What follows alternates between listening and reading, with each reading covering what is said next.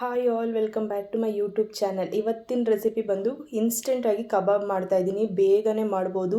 ಸಡನ್ನಾಗಿ ಯಾರಾದರೂ ಮನೆಗೆ ಬಂದರು ಅಥವಾ ಬ್ಯಾಚುಲರ್ಸ್ಗೆ ಟೈಮ್ ಇರಲ್ಲ, ಅಂಥ ಟೈಮಲ್ಲಿ ಈ ಥರ ಮಾಡ್ಕೊಂಡು ತಿನ್ಬೋದು. ತುಂಬ ರುಚಿಯಾಗಿರುತ್ತೆ. ನೀವು 1 ಅವರ್ ಇಟ್ಟರು ಇದೇ ಕ್ರಿಸ್ಪಿನೆಸ್ ಇರುತ್ತೆ. ಸೇಮ್ ಪ್ರೊಸೀಜರ್ ಫಾಲೋ ಮಾಡಿ. ಸೊ ನೋಡಿ, 1 kg ಚಿಕನ್ಗೆ ನಾನಿಲ್ಲಿ 3 ಪ್ಯಾಕೆಟು ತೇಜು ಅವ್ರದ್ದು ಕಬಾಬ್ ಪೌಡರ್ ತೊಗೊಂಡಿದ್ದೀನಿ. ಸೊ ಅದನ್ನು ಒಂದು ಮಿಕ್ಸಿಂಗ್ ಬೌಲ್ಗೆ ಹಾಕ್ಕೊಳ್ತಾ ಇದ್ದೀನಿ. 3 ಪ್ಯಾಕೆಟ್ ತೊಗೊಂಡಿದ್ದೀನಿ. ಇದಕ್ಕೆ ನಾನಿಲ್ಲಿ ಖಾರಕ್ಕೆ ಅವ್ರು ಹಾಕಿರ್ತಾರೆ, ಬಟ್ ನಾವು ಎಕ್ಸ್ಟ್ರಾ ನಮ್ಗೆ ಇನ್ನೂ ಸ್ವಲ್ಪ ಸ್ಪೈಸಿ ಬೇಕು ಅಂದ್ಬಿಟ್ಟು ಇನ್ನೂ 1 ಸ್ಪೂನ್ ಖಾರ ಪುಡಿ ಹಾಕ್ಕೊಳ್ತಾ ಇದ್ದೀನಿ. ನೀವು ನೋಡ್ಕೊಂಡು ಹಾಕ್ಕೊಳ್ಬೋದು. ಹಾಗೆ ಉಪ್ಪು ಕೂಡ 1/4 ಸ್ಪೂನ್ ಹಾಕ್ಕೊಂಡಿದ್ದೀನಿ, ಏಕೆಂದರೆ ಪೌಡರಲ್ಲೇ ಸ್ವಲ್ಪ ಉಪ್ಪಿರುತ್ತೆ, ನೋಡ್ಕೊಂಡು ಹಾಕ್ಕೊಳ್ಳಿ. ಹಾಗೆ 1 ದೊಡ್ಡ ಸ್ಪೂನ್ ಆಗುವಷ್ಟು ಶುಂಠಿ ಬೆಳ್ಳುಳ್ಳಿ ಪೇಸ್ಟು, 1 ಮೊಟ್ಟೆ, ಹಾಗೆ 1 ದೊಡ್ಡ ಸೈಜ್ದು ನಿಂಬೆಹಣ್ಣು, ಅದನ್ನು ಕೂಡ ಹಿಂಡ್ಕೊಳ್ತಾ ಇದ್ದೀನಿ. ಸೊ ಹುಳಿ ಇನ್ನೂ ಬೇಕು ಅನ್ನೋರು ಬೇಕಾದ್ರೆ ಇನ್ನೂ ಒಂದು ಅರ್ಧ ಆ್ಯಡ್ ಮಾಡ್ಕೊಬೋದು. ಈಗ ಇದನ್ನು ಚೆನ್ನಾಗಿ ಮಿಕ್ಸ್ ಮಾಡ್ಕೊಳ್ಳೋಣ. ಈಗ ನೋಡಿ, ಇದಾಗಿದೆ. ಇದಕ್ಕೆ ನಾನಿಲ್ಲಿ 1 kg ಆಗೋಷ್ಟು ಚಿಕನ್ ಅಂತ ಹೇಳಿದ್ನಲ್ಲ, ಸೊ ಅದನ್ನು ಕೂಡ ಚೆನ್ನಾಗಿ ವಾಶ್ ಮಾಡಿ ಹಾಕ್ಕೊಳ್ತಾ ಇದ್ದೀನಿ. ಸೊ ತುಂಬ ಈಸಿ, ಇದು ಕ್ವಿಕ್ಕಾಗಿ ಆಗಿಬಿಡುತ್ತೆ. ಸೊ ನೋಡಿ, ಇದು ಚಿಕನ್ ಹಾಕಿದ್ಮೇಲೆ ಚೆನ್ನಾಗಿ ಮಿಕ್ಸ್ ಮಾಡಿಕೊಂಡು ಇದಕ್ಕೆ ನಾನಿಲ್ಲಿ 1 ಸ್ಪೂನ್ ಆಗುವಷ್ಟು ಬಿಳಿ ಎಳ್ಳು ತೊಗೊಂಡಿದ್ದೀನಿ. ಸೊ ಎಳ್ಳು ಹಾಕೋದ್ರಿಂದ ತುಂಬ ಚೆನ್ನಾಗಿರುತ್ತೆ ಟೇಸ್ಟ್ ಕಬಾಬು.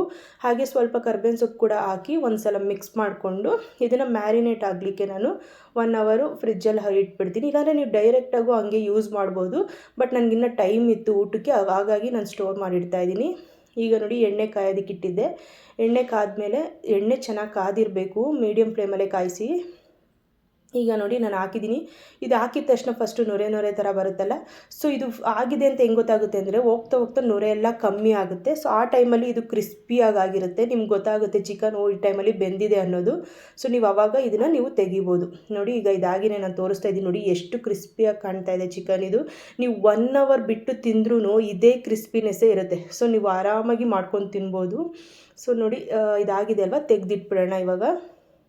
ಎಣ್ಣೆನೂ ಕೂಡ ಜಾಸ್ತಿ ಇಟ್ಕೊಳ್ಳೋದಿಲ್ಲ ಇದು, ಈ ಥರ ಪ್ರೊಸೀಜರ್ ಫಾಲೋ ಮಾಡೋದ್ರಿಂದ.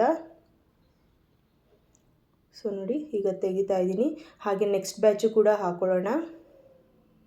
ಒಂದು 2 ನಿಮಿಷ ಬಿಟ್ಟು ಹಾಕ್ಕೊಳ್ಳಿ ನೆಕ್ಸ್ಟ್ ಬ್ಯಾಚು, ಏಕೆಂದರೆ ಎಣ್ಣೆ ಸ್ವಲ್ಪ ತಣ್ಣಗಾಗುತ್ತೆ. ಸೊ ಆಗ ಮತ್ತೆ ಅದು ಕಾಯ್ಕೊಂಡು ಆದಮೇಲೆ ನೀವು ಮತ್ತೆ ನೆಕ್ಸ್ಟ್ ಬ್ಯಾಚ್ ಹಾಕ್ಬೋದು. ಸೊ ನೋಡಿ, ಇದು ಕೂಡ ಆಗ್ತಾಯಿದೆ. ನೀವು ಯಾವುದೇ ಕಾರಣಕ್ಕೂ ಹಾಕಿದ ತಕ್ಷಣ ತಿರ್ಗಿಸ್ಕೋಕ್ಕೆ ಹೋಗಬೇಡಿ, ಇಲ್ಲಾಂದ್ರೆ ಮಸಾಲೆ ಎಲ್ಲ ಬಿಟ್ಕೊಳಂಗೆ ಆಗಿಬಿಡುತ್ತೆ. ಸ್ವಲ್ಪ ಟೈಮ್ ಕೊಡಬೇಕು ನೀವು, ಆಮೇಲೆ ತಿರುಗಿಸ್ತಾ ಇರಬೇಕು. ಹಾಕಿದ ತಕ್ಷಣ ಯಾವುದೇ ಕಾರಣಕ್ಕೂ ತಿರ್ಗಿಸೋಕೆ ಹೋಗಬೇಡಿ ಕಬಾಬ್ನ ಮಾತ್ರ.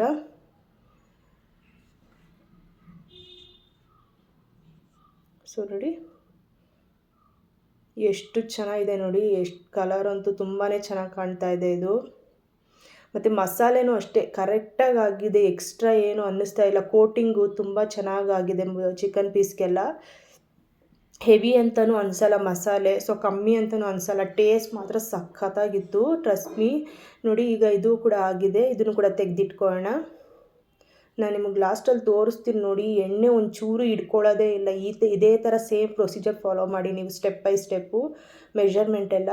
ಸೊ ನೀವು ಮಾಡ್ಕೊಂಡು ತಿನ್ಬೋದು ಆರಾಮಾಗಿ.